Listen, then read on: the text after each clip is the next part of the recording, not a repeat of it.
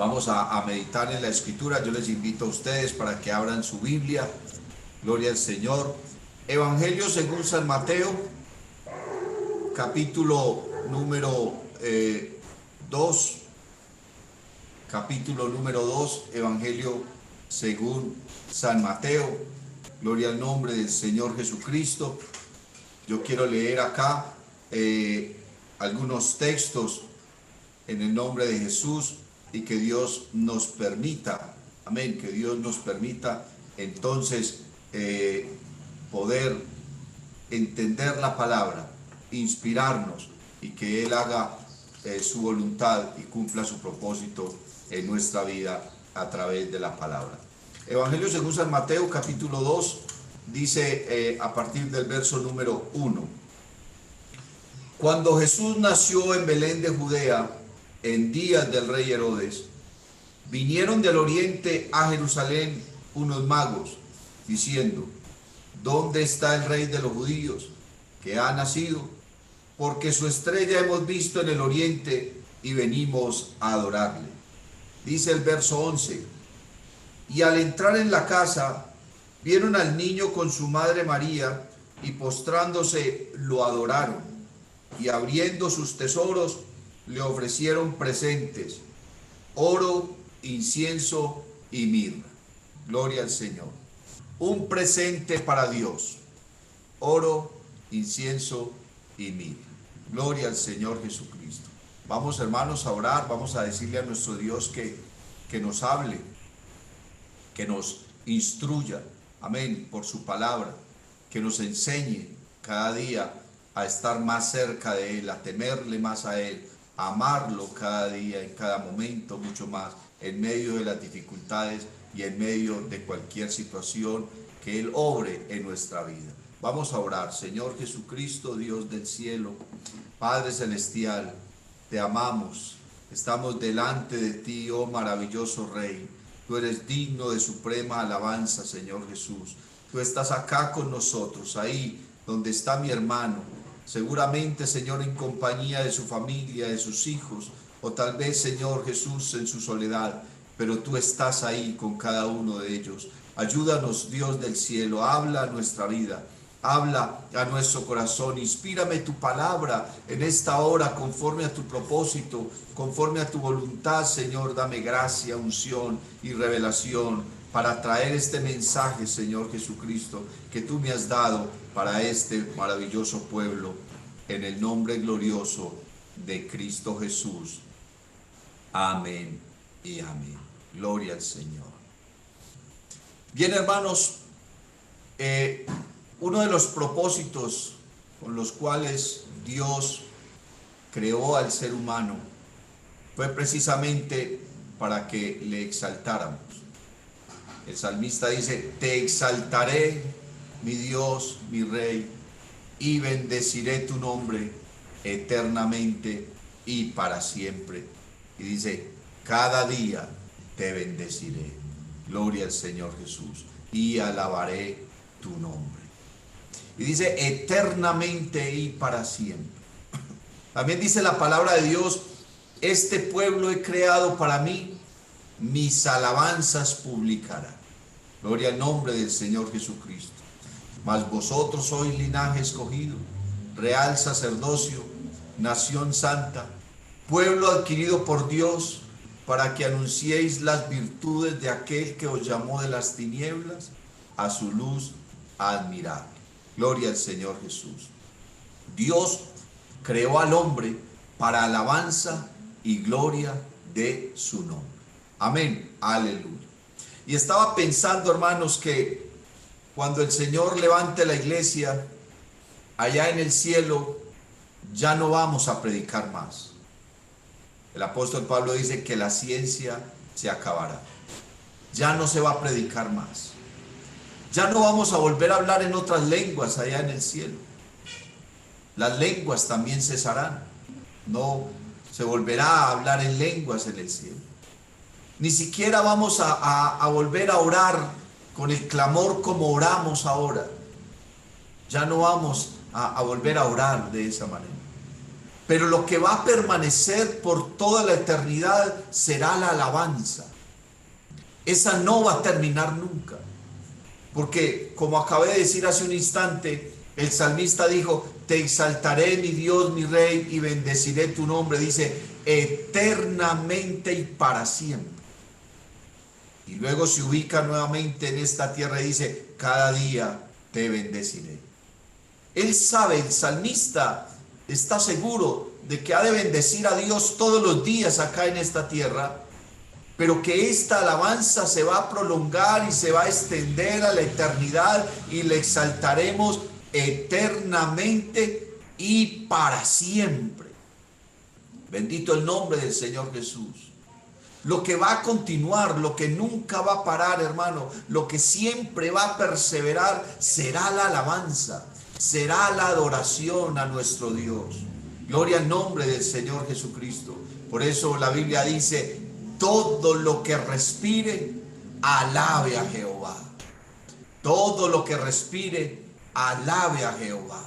Gloria al nombre del Señor Jesús, porque no hay nada mejor que adorarlo. No hay nada mejor que exaltarlo.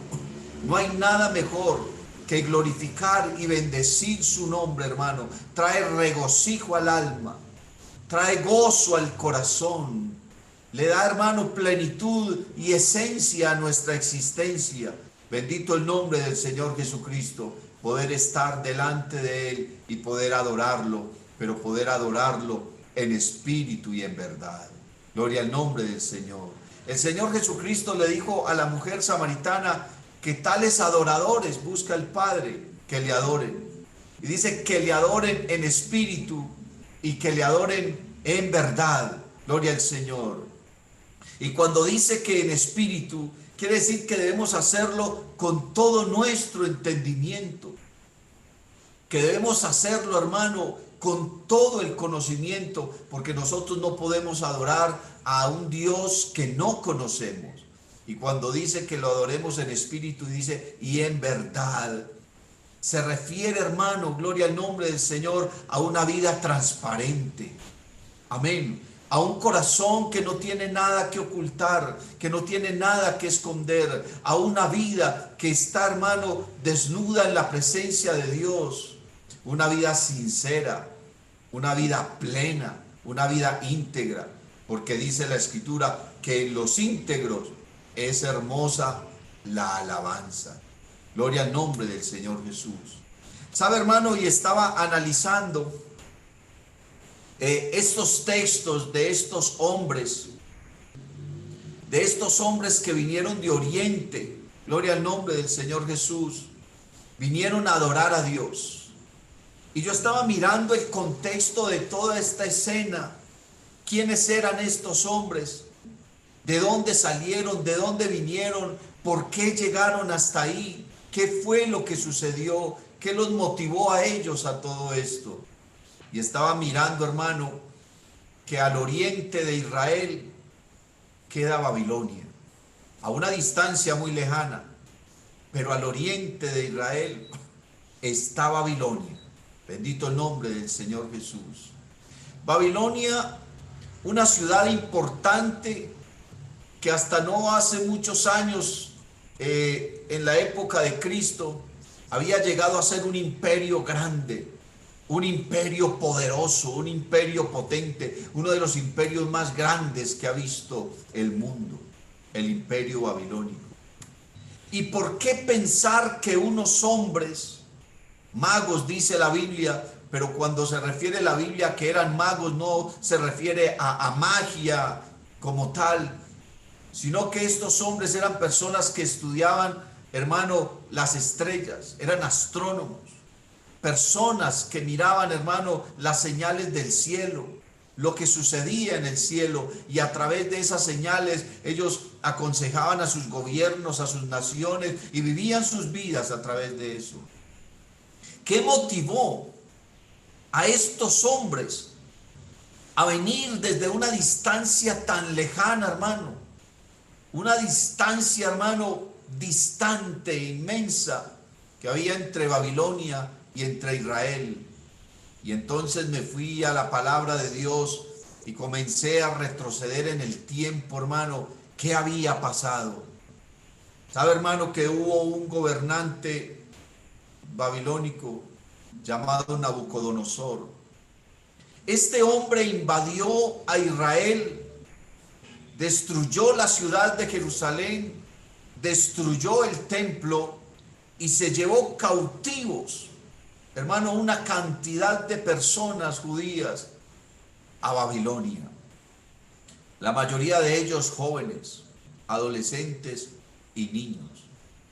Y todo el imperio babilónico, hermano, celebró la victoria de Nabucodonosor, porque había conquistado la ciudad santa de Jerusalén, porque se había llevado sus tesoros y se había llevado una cantidad de gente para Babilonia. Pero este hombre, ni la gente allá en Babilonia sabían, hermano, lo que estaba sucediendo, ni por qué Dios permitió eso, ni lo que iba a suceder luego con todas esas personas que llegaron cautivas a Babilonia. Bendito el nombre del Señor Jesús. Vea, hermano, el pueblo de Israel en Babilonia marcó una huella profunda. El Dios de los hebreos, Jehová de los ejércitos de Israel, hizo algo profundo, hermano, en la esencia de la vida de la gente en Babilonia.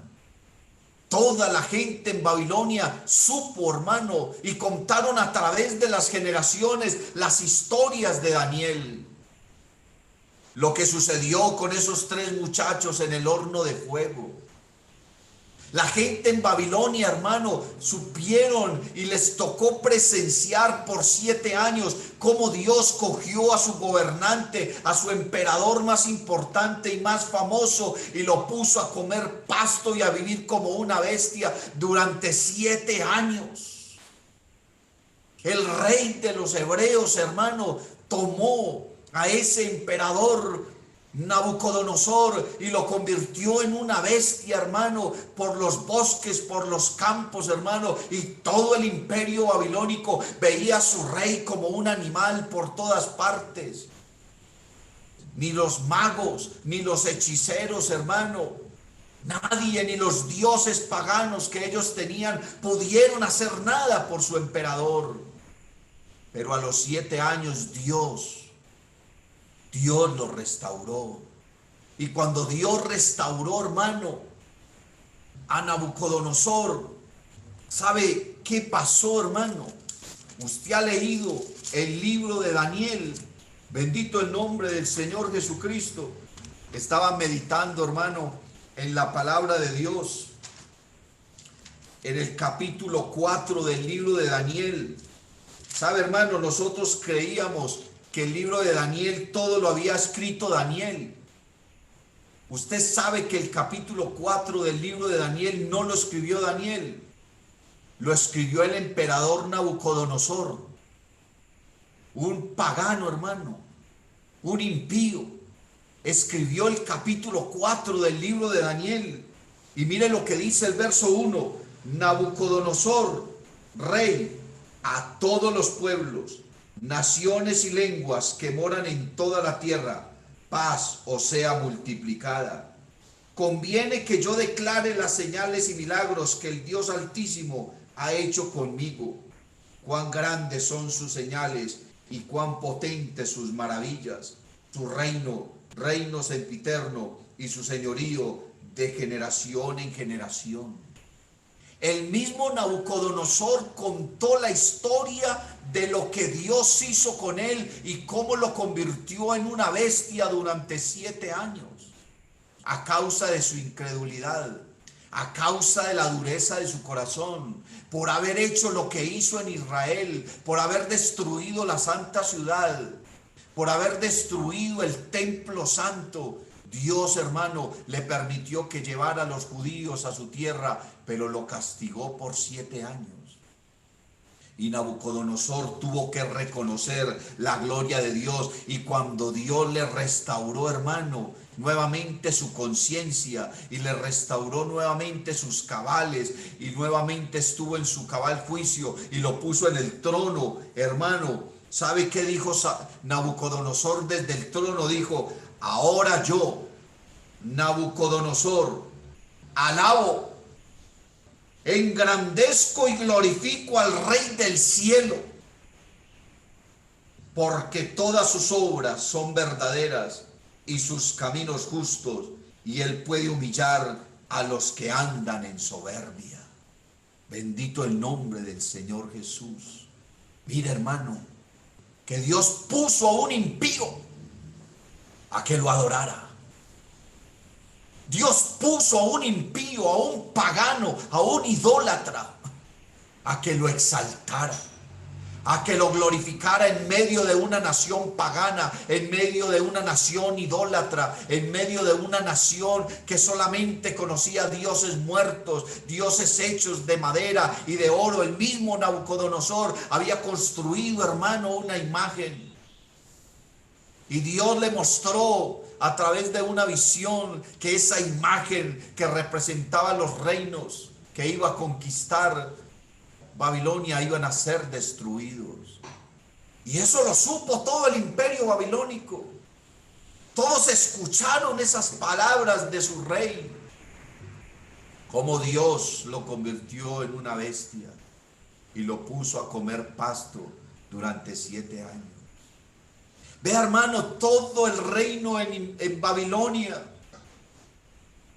contaron a través de las generaciones, más de 5 generaciones. Contaron la historia de 3 muchachos que no quisieron postrarse ante la estatua del rey, y cómo fueron metidos, arrojados en un horno ardiendo con fuego. Y lo más impactante, ellos vieron cómo el Dios de los hebreos se metió en ese horno, se metió en medio del fuego, guardó a sus siervos, y se veían 4 andando allá dentro del horno, y cómo los guardó y cómo los libró. Y cuando esos muchachos salieron, no se les quemó ni una ceja, ni una pestaña, ni un cabello de su cabeza, ni siquiera olían a quemado, hermano. Y los pueblos del imperio en Babilonia decían: el Dios de los hebreos se metió en un horno de fuego con sus siervos. ¿Cuál de nuestros dioses hace eso? Ninguno de los dioses paganos se sacrifica para meterse en un horno para cuidar a sus siervos. Todo el imperio en Babilonia conoció eso.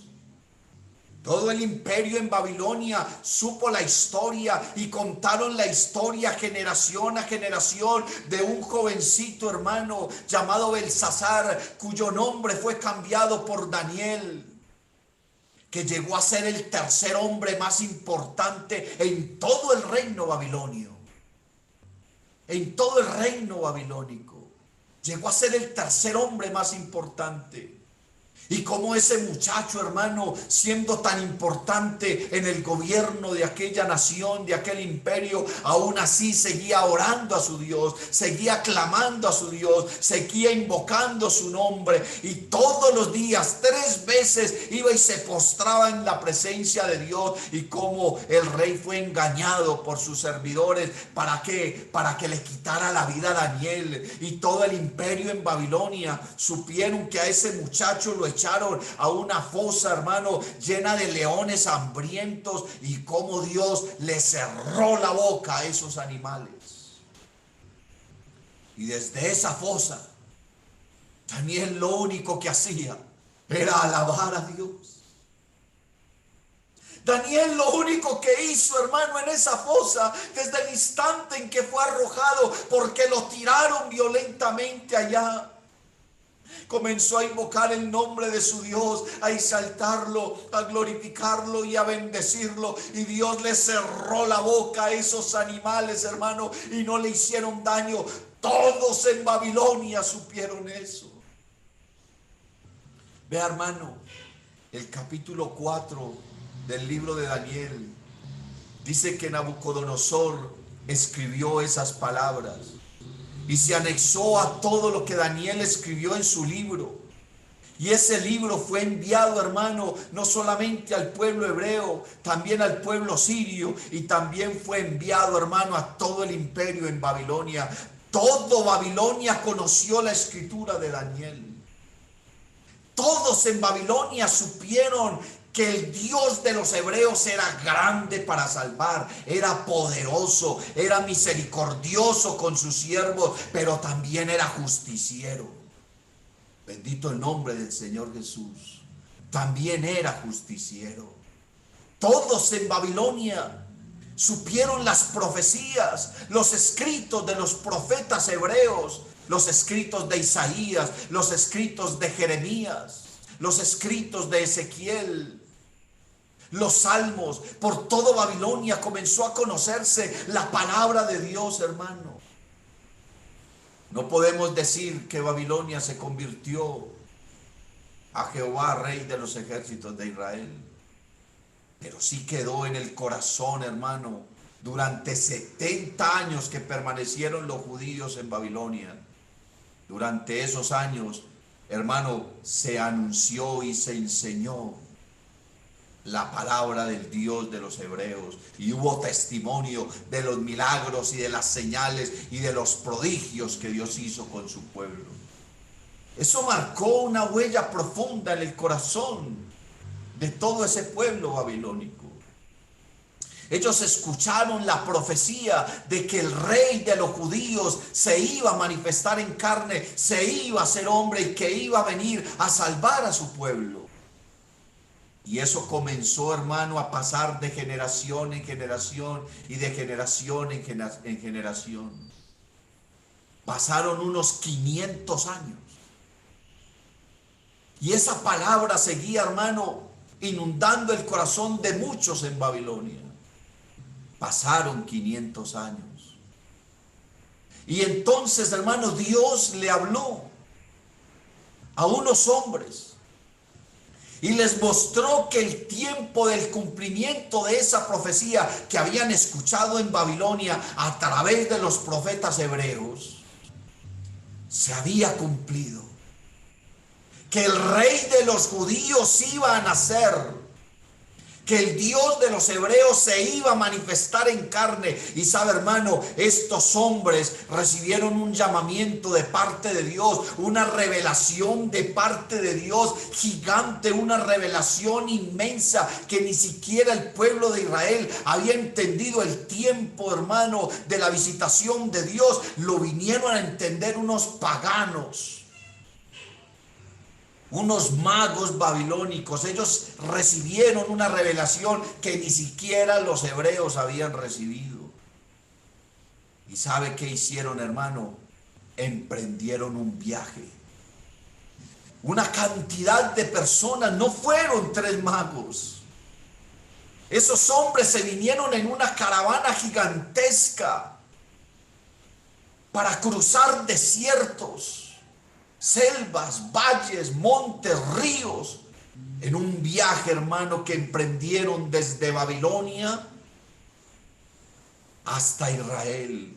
Un viaje que no duró 8 días, ni 15, ni 20. Un viaje que pudo haber durado meses.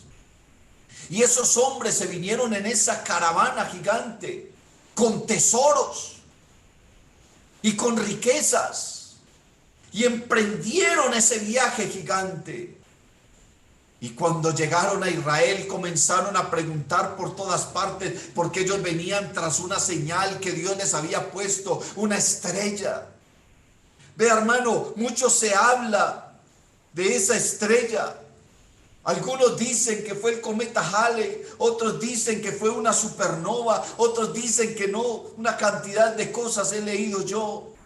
No importa que haya sido, pero aquellos hombres vieron una estrella luminosa que los estaba guiando, hermano, del oriente al occidente, porque Babilonia quedaba al oriente de Israel. Entonces, por lógica, Israel quedaba al occidente de Babilonia. Bendito el nombre de Jesús. Y esos magos emprendieron ese viaje tras esa estrella. Un viaje que pudo durar meses, un viaje atenuante, duro, difícil, escabroso, con peligros, porque iban con tesoros, pero Dios los iba guardando. Dios iba guardando a esos magos, a esa caravana, a esa cantidad de personas que iban de Babilonia, porque querían conocer al Dios de los hebreos, al Dios que habían oído hablar de él en Babilonia a través de las generaciones. Querían conocer al Dios de Daniel, al Dios que convirtió en una bestia a su rey. Querían conocer al Dios de los hebreos, al Dios de Sadrach, Mesach y Abednego. Ellos lo querían conocer y ellos decían: este Dios sí es Dios. Los dioses que nos enseñaron a nosotros en Babilonia no eran verdaderos, eran dioses solamente hechos de metal, de barro o de bronce. Queremos conocer al verdadero Dios que se ha hecho hombre. Y cuando llegaron a Israel, comenzaron a preguntar por todas partes: ¿dónde está el rey de los judíos que hemos venido para conocerlo? Cuando ellos llegaron donde Jesús estaba, ya Jesús no estaba en la pesebrera, María no estaba en la pesebrera. Ellos llegaron, hermano, a una casa, y dice la Biblia que ahí estaba el niño con su madre. Hermano, y estos paganos lo primero que hicieron cuando se encontraron con ese niño fue tirarse al suelo y comenzaron a adorarlo. Ellos no lo adoraron de cualquier manera. Esta gente lo adoró en verdad. Esta gente lo exaltó en verdad. Esta gente se postró, hermano, delante de ese niño. No les importó que era un niño. Ellos sabían que ese niño era el Dios de los hebreos, era el rey de los judíos que se había hecho hombre, y aunque era solo un niño, entendía y comprendía y recibía toda la adoración, recibía toda la alabanza, porque aunque era un niño, seguía siendo Dios, porque un niño nos es nacido, hijo nos es dado, y el principado sobre su hombro, y se llamará su nombre admirable, Dios fuerte, Padre eterno, Príncipe de paz. Aleluya. Dele alabanza al Rey del cielo. ¿Dónde está el Rey de los judíos? Que hemos venido a conocerlo y hemos venido a adorarlo. Vea, hermano, esos hombres magos sabían quién era ese niño. Se metieron ese viaje, se echaron ese viaje con sus tesoros, porque ellos sabían quién era. Y la Biblia dice que después de que lo adoraron, porque lo primero que hicieron fue adorarlo, porque lo primero que hicieron fue glorificarlo. Después de que lo adoraron, le ofrecieron tres cosas. Le ofrecieron oro, le ofrecieron incienso y le ofrecieron mirra. Bendito el nombre de Jesús. Pero lo que le ofrecieron no fueron 3 gramitos. Lo que le ofrecieron ahí de oro. ¿Usted cree que se iban a echar ese viaje, hermano, para traer 3 gramos de oro? Esa gente venía era con tesoros. Todo el mundo dice que Jesús fue criado en la pobreza. Pues a mí, hermano, eso no es lo que me dice la Biblia. La familia de Jesús llegó a tener mucha abundancia, porque esos magos les llevaron riquezas. ¿Y usted cree que qué hicieron José y María con esas riquezas? Vivir de ellas. José era carpintero por vocación, pero no porque se estuviera muriendo de hambre o porque no tuviera más nada. No, ellos tuvieron todo lo que esos magos les llevaron, hermano, pudieron disfrutarlo. Bendito el nombre del Señor Jesús. El Señor Jesús no estuvo por ahí como dice la gente. Él sí nació en un pesebre prestado. Bendito el nombre del Señor. Y fue sepultado en una sepultura prestada. Y predicaba en embarcaciones prestadas. Pero eso no quiere decir que él era un cualquiera por ahí, que era un pobre. No, hermano. El Señor comió bien. El Señor se vistió bien. El Señor tuvo una buena familia. Porque esos magos le llevaron oro. Y hermano, ¿sabe? El oro en la antigüedad, como ofrenda, no se le ofrecía sino solo, única y exclusivamente a los reyes. Quiere decir que estos magos que vinieron de Oriente, de Babilonia, vinieron porque sabían que se iban a encontrar con un rey, no con un plebeyo. Vinieron a encontrarse, fue con un rey, y ellos sabían que ese niño era el rey de los judíos. Los judíos nunca supieron que Jesús era su rey. De una manera sarcástica colocaron en la cruz de Cristo el rey de los judíos. Pero eso lo hicieron como burla, como un sarcasmo. Más fácil Dios les reveló, hermano, a una nación pagana que Jesucristo es el rey. Hermano, hoy es el día que los judíos, que los israelitas no reconocen a Jesús como su rey, pero para mí Jesucristo es el rey del universo. Para mí Jesucristo es el rey de la gloria. Para mí Jesucristo es mi rey. Es mi Padre, es mi Señor, es mi Hacedor, es mi Dios. Aún el pueblo de Israel no ha entendido eso, ni lo han querido reconocer, pero llegará el día en que tendrán que reconocerlo. Llegará el día en que los judíos verán al Señor descender del cielo en un caballo blanco, con una multitud, hermano, que viene también en caballos blancos, y van a ver sus heridas y van a entender que el nombre de Dios es Jesucristo y que Él es nuestro Salvador. Estos magos entendieron que Jesucristo es el rey. Seguramente preguntaron por su nombre. ¿Y cómo se llama el niño? Y María tuvo que decirles, se llama Jesús. Y cuando ellos escucharon el nombre de Jesús, ¿sabe qué entendieron? Claro, es que Él viene para salvarlos, por eso su nombre es Jesús, porque Jesús es Salvador. Esos hombres recibieron la revelación del nombre de Jesucristo. Recibieron la revelación de que ese nombre significa salvación. Y María tuvo que contarle la historia de que un ángel se le apareció y le dijo que iba a tener un niño que era engendrado por el Espíritu Santo, y les dijo, y ese ángel me dijo que tenía que llamar su nombre Jesús, porque Él salvaría a su pueblo de sus pecados. Y esos hombres lo llamaron Jesús y lo adoraron como Jesús y lo exaltaron con el nombre de Jesús, porque ellos entendieron que no había un rey más grande en la tierra con un nombre mayor, y que ese nombre estaba por encima de todos los nombres, el nombre de Jesús. Lo reconocieron como el rey de los judíos. Aleluya. Pero luego le ofrecieron incienso. Incienso que se quema en el templo para que Dios escuche la oración. Es una esencia aromática muy costosa, que representa la oración. ¿Y cómo orarle a un hombre? ¿Cómo pedirle algo a un hombre? Estos hombres no vinieron a la presencia del Señor a pedirle nada.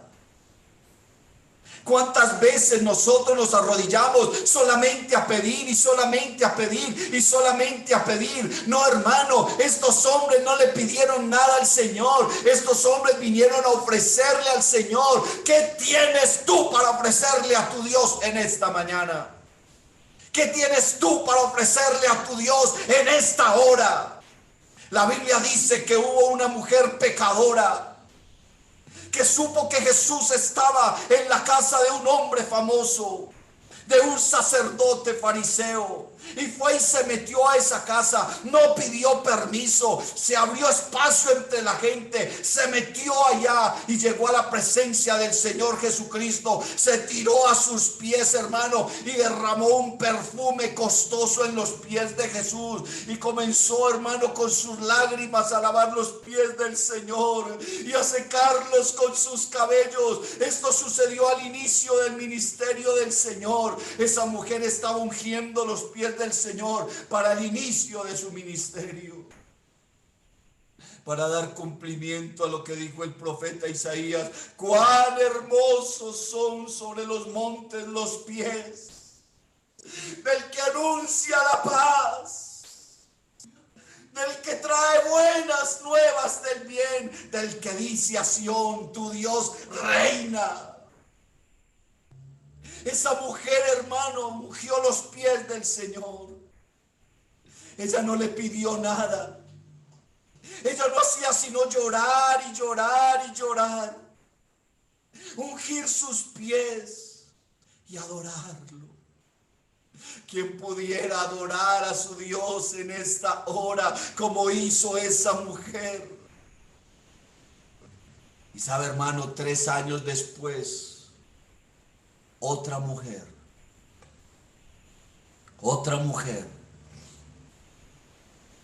en Betania se acercó donde Jesús estaba sentado y tomó también un frasco de perfume muy costoso, pero esta vez no lo derramó sobre los pies del Señor, sino que lo derramó sobre su cabeza,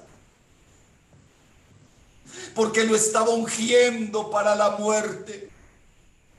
Ya Jesús había terminado su ministerio.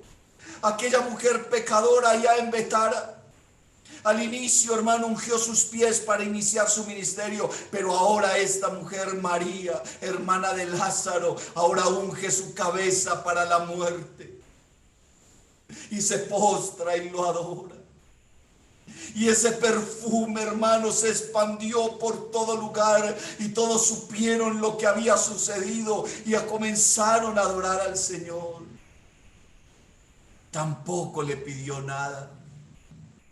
Esta mujer tampoco le pidió nada al Señor. Lo único que hizo fue ofrecerle y tributarle honra, tributarle adoración. Hermano, nosotros tenemos que aprender a buscar la presencia de Dios, no solamente para pedirle cosas. Tenemos que buscar su presencia para adorarlo, no por lo que nos ha dado, no por lo que ha hecho por nosotros, sino por lo que Él es. Es que Él es el Rey de Reyes, Él es Dios manifestado en carne, hermano. Estos magos le ofrecieron incienso porque reconocieron que ese niño era el cumplimiento de la profecía, que ese niño es Dios manifestado en carne. Porque la oración solamente se eleva a Dios, dice el Salmo: tú oyes la oración, a ti vendrá toda carne. Estos hombres, hermano, le ofrecieron incienso a un Dios que estaban reconociendo frente a ellos, que estaba en forma de niño, que estaba en forma humana. ¿Y cómo es posible que el Dios de los hebreos, que se metió en el horno de fuego con esos 3 muchachos, cómo es posible que ese Dios de los hebreos, que volvió en una bestia a nuestro rey, ese Dios de los hebreos que le cerró la boca a los leones, ahora lo tenemos frente a nosotros, envuelto en pañales como un niño indefenso? Pero aunque se veía indefenso, seguía rigiendo el universo, seguía gobernando las huestes celestiales, seguía siendo Dios manifestado en carne. Y por eso le ofrecieron incienso. Pero luego ellos entendieron que ese Dios de los hebreos, que se llamaba Jesús, cuyo nombre significa Salvador, no vino solamente por venir, vino porque quería hacer una obra. Y le ofrecieron mirra. La mirra es una esencia para los muertos. Es una esencia para ungir los muertos, para que los muertos no huelan mal.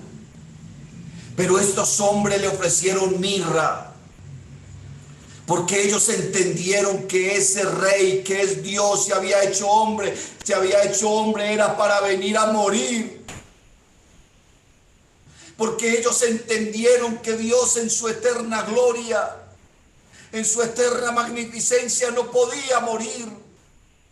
Que la única manera de morir era hacerse hombre y morir de la misma manera como mueren los hombres.